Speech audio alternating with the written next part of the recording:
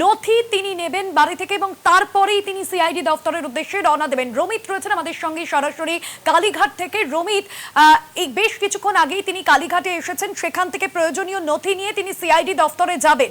এই মুহূর্তে তিনি কোথায়? তিনি কি বাড়ির ভেতরে রয়েছেন?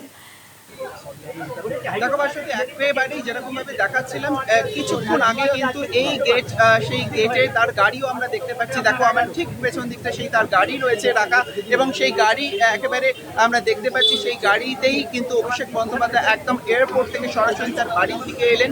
এবং যেরকম ভাবে আমরা দেখলাম তিনি কিন্তু তার বাড়িতে এখন প্রবেশ করেছেন। অর্থাৎ যেরকম ভাবে অনুমান করা হচ্ছে, অর্থাৎ তিনি এই বাড়িতে এসে নথি সংগ্রহ করে একেবারে 6টার মধ্যে তাকে কিন্তু ভবানী ভবন ঢোকার কথা, এবং সেরকমভাবে কিন্তু ভবানী ভবনের থেকে তিনি বেরোবেন বলে সেরকমভাবে জানা যাচ্ছে, অনুমান করা হচ্ছে। এবং ঠিক সেরকমভাবে এই মুহূর্তে কিন্তু অভিষেক বন্দ্যোপাধ্যায় তার নিজের বাড়িতে এলেন, একেবারে সরাসরি দিল্লির থেকে এয়ারপোর্ট হয়ে কলকাতা বিমানবন্দর হয়ে একেবারে তার গাড়ি কিন্তু একেবারে তার বাড়িতে প্রবেশ করলেন।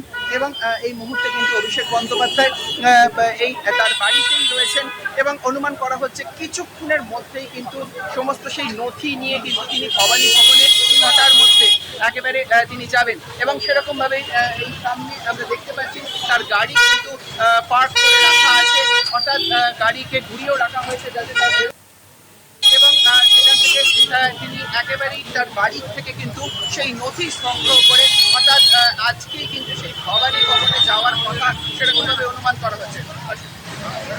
একদমই রমিত, অর্থাৎ বোঝাই যাচ্ছে যে তিনি মূলত প্রয়োজনীয় নথি নিতেই বাড়িতে গিয়েছেন, কারণ এর আগে তাকে 3বার হাজিরা দিতে বলা হয়েছিল, তিনি হাজিরা দেননি। সেক্ষেত্রে আজকে কিন্তু সিআইডির কড়া প্রশ্নের মুখে পড়তে হতে পারে অভিষেক বন্দ্যোপাধ্যায়ের জন্য। তিনি সব রকম ভাবে প্রস্তুত, নথি যা যা যাবতীয় দরকার তিনি তার জন্যই বাড়িতে গিয়েছেন।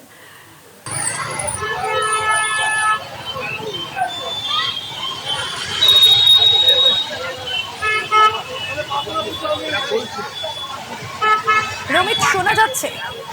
সম্ভবত যোগাযোগ বিচ্ছিন্ন হচ্ছে, আমরা কথা বলবো রমিতের সঙ্গে। তবে রমিত যে ছবিটা তুলে ধরছিল, যেখানে তার বাড়ির সামনে কিন্তু একেবারে গাড়ি রাখা রয়েছে তার, অর্থাৎ তিনি তার প্রয়োজনীয় হাজিরার জন্য যা যা প্রয়োজন, যা যা নথি প্রয়োজন, সেগুলো নিয়েই কিন্তু তিনি পৌঁছবেন ভবানী ভবনে, এমনটাই সূত্র মারফত আমরা জানতে পারছি। তবে যে সময়সীমা রয়েছে 6টা, সেই 6টার মধ্যেই কিন্তু হাজিরা দিতে হবে, এবং ঘড়ির কাঁটা বলছে মোটামুটিভাবে আর 30 থেকে 35 মিনিট রয়েছে তার হাজিরার জন্য। এই সময়ের মধ্যেই কিন্তু তাকে হাজিরা দিতে হবে। রমিত রয়েছেন, আরো একবার যাব রমিতের কাছে। রমিত, এর আগে 3বার তিনি হাজিরা এড়িয়েছেন, সেক্ষেত্রে আজকে সিআইডি কড়া প্রশ্নের মুখে তাকে পড়তে হতে পারে। সেজন্য আগে থেকে যা যা নথি প্রয়োজন সেই নথি সংগ্রহে তিনি বাড়িতে পৌঁছেছেন। বাড়ির সামনেই মূর্তির ছবিটা ঠিক কি?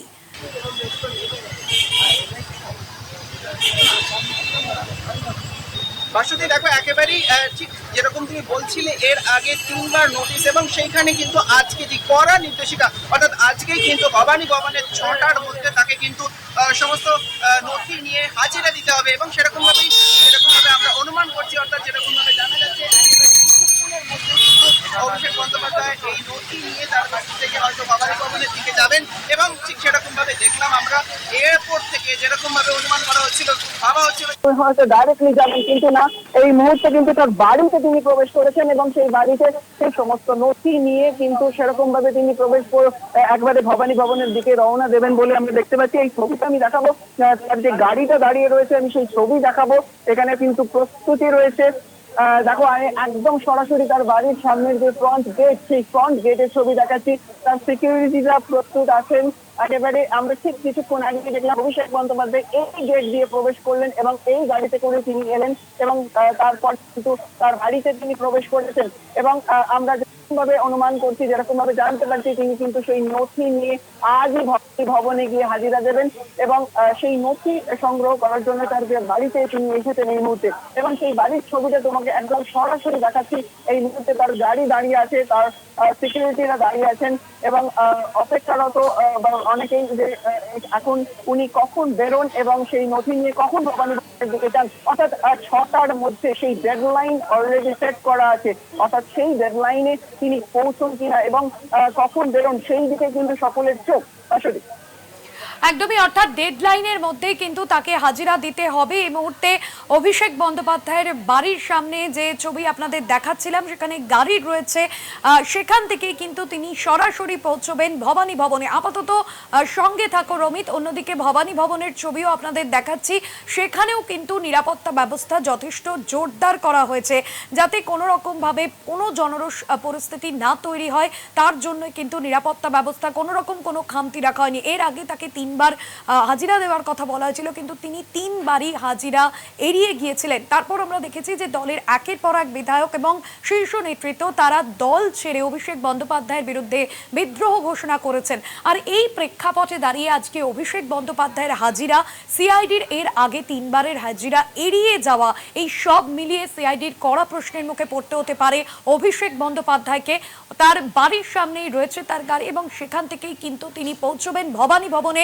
যাবতীয় যে নথি, সেই নথি নিয়েই কিন্তু তিনি পৌঁছবেন ভবানী ভবনে, এমনটাই এখনো পর্যন্ত আমরা জানতে পারছি। অন্যদিকে ভবানী ভবনের সামনের ছবিটা দেখছেন, একেবারে রাস্তার সামনে থেকে কিন্তু পুলিশ প্রহরা রয়েছে, কেন্দ্রীয় বাহিনী রয়েছে, দুর্ভেদ্য নিরাপত্তায় ভরে ফেলা হয়েছে পুরোপুরিভাবে সিআইডি দফতর, যাতে কোনো রকমভাবে পরিস্থিতি অপ্রীতিকর না হয়।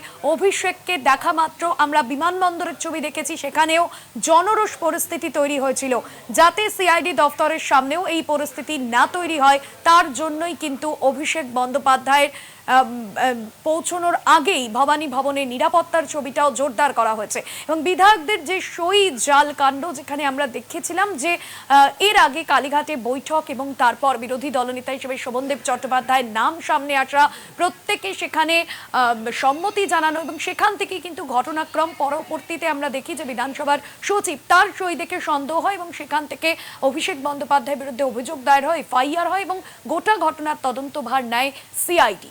আমরা কথা বলছিলাম আমাদের দুই প্রতিনিধি, তবে নিউজ রুম থেকে রয়েছেন দুর্গাদাস বন্দ্যোপাধ্যায় আমাদের সঙ্গে। দুর্গাদা, যে ছবি আমরা দেখছি যে একদিকে কালীঘাট এবং ভবানী ভবনে, কালীঘাটের বাড়ি থেকেই তিনি পৌঁছবেন, তবে যে প্রেক্ষাপটে রয়েছে এখানে আমরা দেখছি যে একের পর এক বিধায়ক তারা দল ত্যাগ করছেন, সাংসদ তারা ইস্তফা দিচ্ছেন এবং বারবার অভিষেক বন্দ্যোপাধ্যায়ের বিরুদ্ধে তারা অভিযোগ তুলছেন। এই প্রেক্ষাপটে দাঁড়িয়ে একদিকে তিনি হাজিরা এড়িয়ে গিয়েছেন এর আগে 3 বার, আজকে কতটা কড়া প্রশ্নের মুখে পড়তে হতে পারে অভিষেক বন্দ্যোপাধ্যায়কে?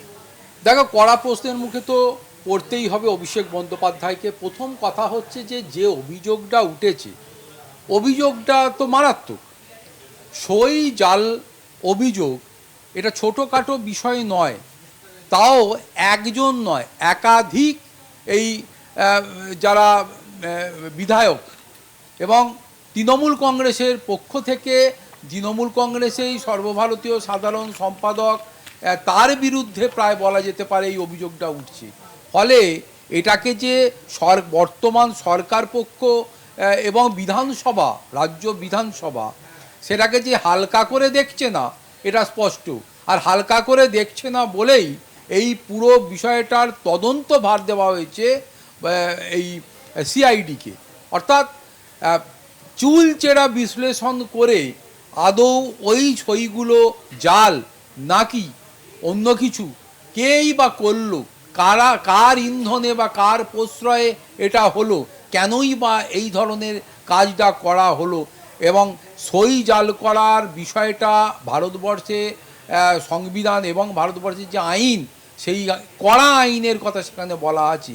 এরকম একটা পরিস্থিতির মধ্যে দাঁড়িয়ে যেখানে আইন তৈরি হয়, অর্থাৎ রাজ্য বিধানসভা, যেখানে জনপ্রতিনিধিরা নির্বাচিত হয়ে আসার পর যেখান থেকে আগামী দিনে রাজ্য কিভাবে চলবে, উন্নয়ন কিভাবে এগোবে, পাশাপাশি আইন তৈরি করা হয় মানুষের স্বার্থে, সমাজের স্বার্থে, সেই জায়গাতেই যদি দাঁড়িয়ে সই জালের মতো অভিযোগ ওঠে, তাহলে বাইরে সাধারণ মানুষের জন্যে আর যা জায়গা, যা কিছু আছে, সেখানে আগামী দিনে আর কি ধরনের ভয়ঙ্কর তথ্যভিত্তিক এই ধরনের কাজ উঠে আসবে। এখনই যদি এর পুরো বিচার না করা হয়, এর জন্যে সম্পূর্ণভাবে আইনি পদক্ষেপ না হয়, সদার্থক ভূমিকা যদি সিআইডি থেকে শুরু করে পুলিশ না নেয়, তাহলে কিন্তু মানুষের কাছে বর্তমান সরকারকেও জবাবদিহি করতে হবে। একদম, এই বিষয় নিয়ে আরো কথা বলবো, তবে আপাতত তুমি সঙ্গে থাকো দুর্গাদা।